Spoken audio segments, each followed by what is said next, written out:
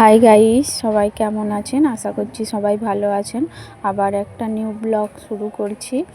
এটা আমাদের হরি মন্দির বাপের বাড়িতে, কারণ ছোট থেকেই দেখে আসছি এই হরি মন্দিরে আমরা বড় হয়েছি। ছোট থেকে প্রায় অনেক স্মৃতি, যা কিছু সবাইকে না বলতে পারি, এই প্রভুকে আমরা নির্দ্বিধায় বলতে পারি। আর সবসময় আমাদের প্রভু থাকে, আর প্রভুকে দিয়েই আজকের নতুন ভিডিওটা ব্লগটা শুরু করছি। আর এখানে আমাদের গপু ভাই ঘুম থেকে উঠে পড়েছে, উঠে এখনও স্নান হয়নি, ওকে বসিয়ে দিয়েছি।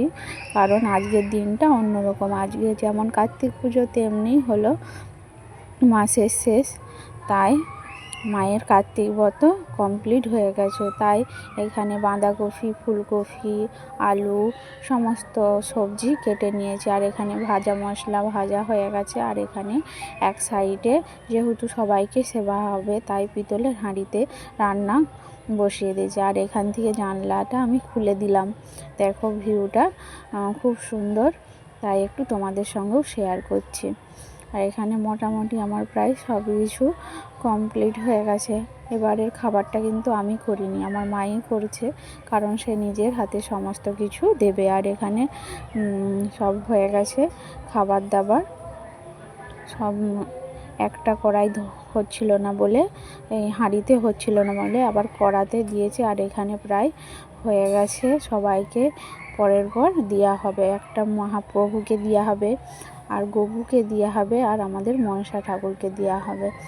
আর এখানে গোপালকে খেতে দিয়ে দিয়েছে ফল মিষ্টান্ন আর খিচুড়ি মিষ্টি।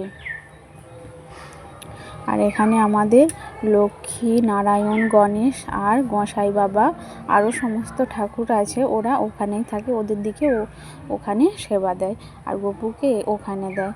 আর এখানে বলতে বলতে সবাইকে যে বাচ্চার দিকে নিমন্ত্রিত করেছিল, প্রায় অনেকেই আসেনি, অনেকেই আসছে, পরে পরে আসবে। আর তার সঙ্গে আমার মেয়েও বসে পড়েছে, সবাই নিজের আনন্দে খাচ্ছে। আর আমার মেয়েও সেখানে দুষ্টামি করছে আর খাচ্ছে, তাই তুলে ধরলাম। আর আজকের মেনুতে বেশি কিছু থাকেনি, খিচুড়ি, আলু ভাজা, পাঁপড়, মিষ্টি।